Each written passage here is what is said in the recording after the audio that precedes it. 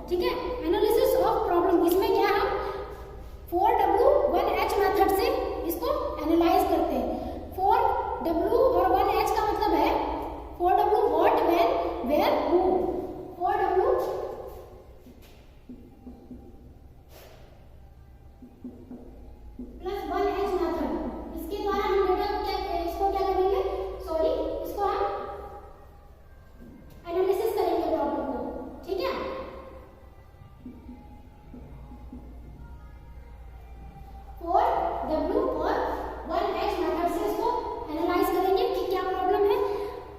आइए आपका 4W क्या है? What, when, where, who. What, when, where, who. ठीक है, व्हाट का मतलब प्रॉब्लम क्या है, व्हेन कब हुई, कब आई, वेयर मतलब कि कहाँ प्रॉब्लम आई, हु मतलब क्या है प्रॉब्लम, कैसे प्रॉब्लम है, कौन सी प्रॉब्लम है। ओके, और H means how, H means how to detect. तो प्रॉब्लम क्या है, कब आई, कहाँ आई, कैसे आई, मतलब कौन सी प्रॉब्लम है, और हाउ टू डिटेक्ट उसको कैसे, या हाउ टू रिजॉल्व लिख सकते हैं, हाउ टू रिजॉल्व कैसे खत्म की जा सकती है। ठीक है, तो ये एनालाइज करेंगे, एनालिसिस करेंगे आप। ठीक है, तो प्रॉब्लम की एनालिसिस आपने कर ली। फिर आप क्या करेंगे, आइडेंटिफिकेशन ऑफ कॉज। ये पता लगाएंगे कि जो प्रॉब्लम आ रही है उसका असल में कारण क्या है। ठीक है, ये आपने कारण पता लगा दिया। फिर आपका 6 नंबर पे आता है finding of root cause. Finding of root cause का मतलब है कि कौन सा ऐसा मेन कारण है जिसकी वजह से आपकी प्रॉब्लम आ रही है, कि उसका रूट कॉज क्या हो सकता है, क्या है इस प्रॉब्लम का। जो भी प्रॉब्लम ये आ रही है कि क्वालिटी से रिलेटेड, इसका जो है मेन कारण क्या है। ठीक, मतलब कि ये जो प्रॉब्लम है उसका वो जनरेट होने का कारण क्या है, मेन कारण क्या है, तो वो आपका रूट कॉज हो जाएगा। फिर आपका हो जाता है ये डेटा एनालिसिस। ठीक, डेटा एनालिसिस में क्या करेंगे, अब रूट कॉज आपको पता चल गया है, डेटा एनालिसिस करेंगे उसकी। फिर डेवलपिंग सोल्यूशन, अब मतलब आपको रूट कॉज पता चल गया है, डेटा एनालाइज भी कर लिया आपने, आप क्या करेंगे, आप उसका सोल्यूशन, कुछ ना कुछ सोल्यूशन तो निकालना पड़ेगा ना, तो उसका आप क्या करेंगे, सोल्यूशन निकालेंगे कुछ ना कुछ। फिर आपका आ जाता है 8 नंबर पे सोल्यूशन डेवलप करने के बाद में क्या होता है आपका, कि किन किन डिपार्टमेंट की जरूरत पड़ेगी आपको प्रॉब्लम को सॉल्व करने के लिए। ये किसमें आएगा आपका point number 9 force in resistance में। ठीक है, कि किन किन डिपार्टमेंट की जरूरत पड़ेगी प्रॉब्लम को सॉल्व करने के लिए। फिर 10th आपका आ जाता है पॉइंट, 10th पॉइंट में आपका ट्रायल इम्प्लीमेंटेशन। अब सारी प्रॉब्लम आपने आइडेंटिफाई कर ली, उसको सेलेक्ट भी कर लिया कि किस स्तर पे आपको उसको सॉल्व करना है, फिर उसको डिफाइन भी कर लिया, फिर आपने प्रॉब्लम को एनालाइज भी कर लिया 4W और 1H मेथड से। ठीक, फिर उसके बाद में आपने उस जो प्रॉब्लम क्यों आ रही है उसका कारण क्या है, उसका कॉज पता कर लिया। फिर finding the root cause of problem, कि आपने उस प्रॉब्लम, वो प्रॉब्लम आखिर जनरेट कहाँ से हो रही है, किस जगह से वो प्रॉब्लम जनरेट हो रही है, आपने वो चीज पता कर ली। फिर डेटा एनालिसिस किया, उसके बाद में आपने उसका कुछ, भाई उसका क्या कहते हैं, कुछ सोल्यूशन भी तो होगा, तो आपने उसका सोल्यूशन डेवलप किया। फिर उसके बाद में आपने क्या किया, अब आप देखते हो कि ये प्रॉब्लम जो है किस तरीके से, किन किन डिपार्टमेंट की आपको इसमें आवश्यकता पड़ती है। तो फोर्स इन रेजिस्टेंस का मतलब इनमें किन किन मेथड्स, किन किन लोगों की, किन किन डिपार्टमेंट्स की आवश्यकता पड़ेगी इस प्रॉब्लम को दूर करने के लिए। फिर आपने ये सारे डिपार्टमेंट वगैरह सब कुछ आपने देख लिया कि किन की आवश्यकता पड़ रही है। उसके बाद आपका ट्रायल इम्प्लीमेंटेशन आ जाता है। इसमें क्या होता है आपका, कि जो भी आपने ये प्रोसेस बना के तैयार किया उसका आप ट्रायल करेंगे। अगर वो ट्रायल आपका सक्सेस रहता है तो आप उसको रेगुलर बेसिस पे क्या कर देंगे, इम्प्लीमेंट कर देंगे। अब आपको, आप जो है जो भी आपने प्रोसीजर बनाया है क्वालिटी चेक का, वो आप रेगुलर बेसिस पे क्या कर रहे हैं, इम्प्लीमेंट कर दिया है। अब आपका रेगुलर बेसिस पे इम्प्लीमेंट हो जाने के बाद आप क्या करते हो, रेगुलर बेसिस पे उसको फॉलो अप करते हो। ठीक है, और रिव्यू करते हो, मतलब चेक करते हो कि सारी चीजें विधिवत रूप से है कि नहीं। ठीक है, तो ये हो गया आपके क्वालिटी सर्कल का काम, कि क्वालिटी सर्कल आपका अपने काम को कितने स्टेप्स में करता है। तो अच्छा, अब इन 12 स्टेप्स को एक पीडीसीए चक्र के माध्यम से आप समझा सकते हो। अब ये पीडीसीए चक्र क्या है, ये एक तरीके से क्वालिटी सर्कल जो आपने स्टेप्स लिखे हैं ना, इनके लिए प्लान बनाता है, पीडीसीए प्लान। कि भाई प्लान, पीडीसीए का मतलब है आपका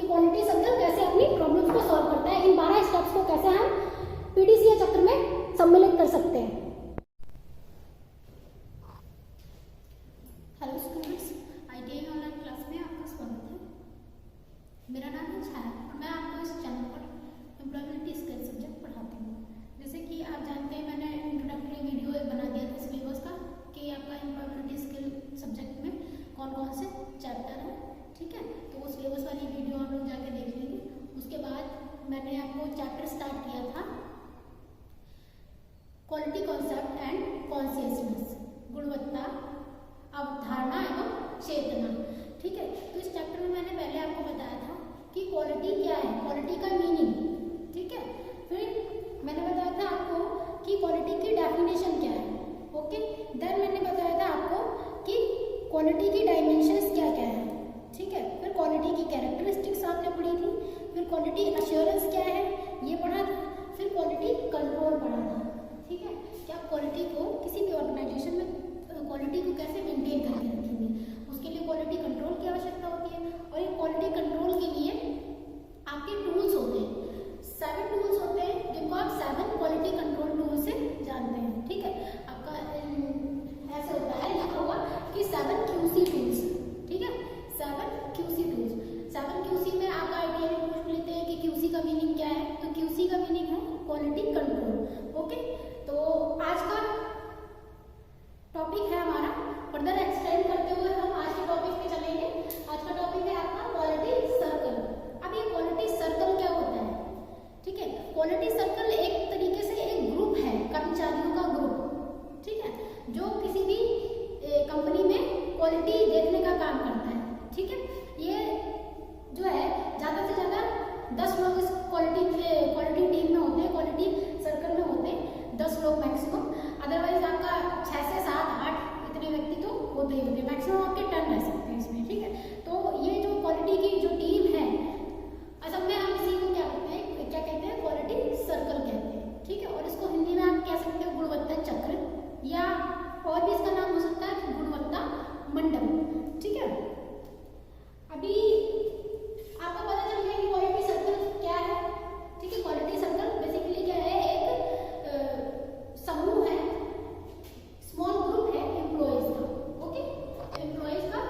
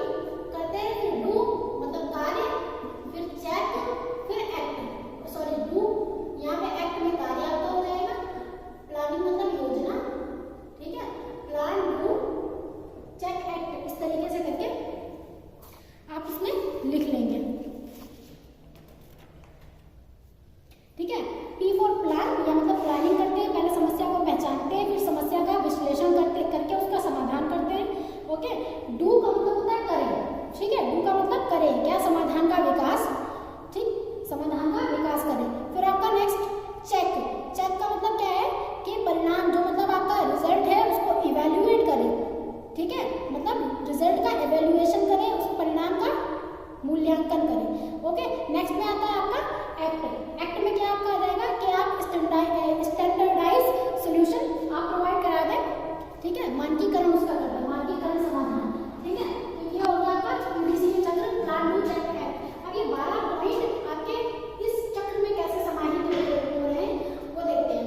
देखो पहले आप ये पॉइंट नंबर 1, 2, 3 ये जो है आपका प्लानिंग का भाग होता है। यहाँ पर आप प्लानिंग करते हो, ठीक है, कि आइडेंटिफाई वर्क रिलेटेड प्रॉब्लम। आप वर्क से रिलेटेड प्रॉब्लम को क्या करेंगे, आइडेंटिफाई करेंगे, फिर उस प्रॉब्लम का सजेशन करेंगे, फिर डिफाइन करेंगे उस प्रॉब्लम को। ओके, तो ये आपका किसमें आ गया, प्लान वाले भाग में आ गया, ठीक है। फिर आपका क्या होता है, डू। ये शायद कुछ गड़बड़ हो गया है, 1 मिनट रुक जाइए आप लोग,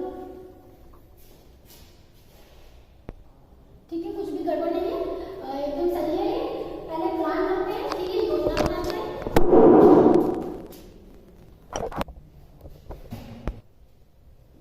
हाँ, तो स्टूडेंट्स पहले क्या करेंगे, आप प्लानिंग करेंगे। प्लानिंग करेंगे आप कि आपको प्रॉब्लम को कैसे सॉल्व करना है, फिर कौन कौन से स्टेप्स आप इस्तेमाल करेंगे। पहले आइडेंटिफाई करेंगे वर्क रिलेटेड प्रॉब्लम को, फिर सिलेक्शन ऑफ प्रॉब्लम, फिर डिफाइन द प्रॉब्लम। तो ये 3 आपके आ गए प्लानिंग में, 3 आपके जो पॉइंट्स थे, ठीक है। फिर आपके बाद उसके बाद आता है एक्ट, ठीक है। एक्ट मतलब कि आपको क्या कार्य करना है, एनालाइज करना है, एनालाइज करना है प्रॉब्लम को, आइडेंटिफाई करना है कॉज को कि किस कारण से प्रॉब्लम आ रही है, फिर उसका रूट कॉज पता करना है, यानी कि उसका मेन रीजन क्या है, आखिर प्रॉब्लम जनरेट कहाँ से आ रही है, जनरेट कहाँ से हो रही है, उस प्रॉब्लम को हम उसका रूट कॉज निकालेंगे, ठीक है, फाइंड करेंगे। फिर उसके बाद आपको जो डेटा मिला है उस डेटा को एनालाइज करेंगे, उसके बाद उसका सॉल्यूशन डेवलप करेंगे। ये सारा का सारा आपका एक्ट में आ गया। ओके, ये जो है सारे के सारे आपके एक्ट वाले सेक्शन में आ गए। फिर आते हैं आप चेक पे।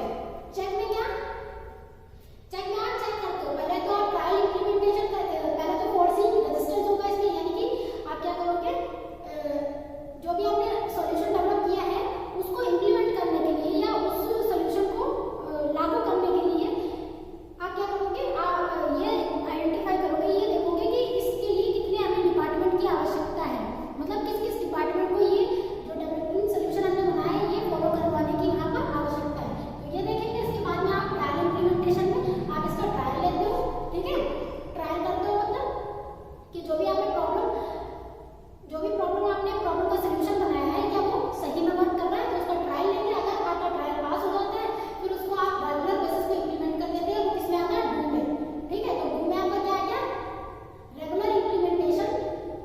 फिर उसके बाद में डू में ही आपका फॉलो अप एंड रिव्यू, यानी कि अब आपको इसको रेगुलर बेसिस पे फॉलो करना है और रिव्यू करना है, मतलब कि चेक करना है, ठीक है। तो ये हो गया प्लान टू चेक एक्ट में हमने इन 12 पॉइंट्स को बांट दिया, ठीक है। प्लानिंग में आपका ये 3 आ गए और ये आपके 4 से 8 तक के ये 4 पॉइंट जो है डू में आ गए। वेट, ये गलत कर दिया।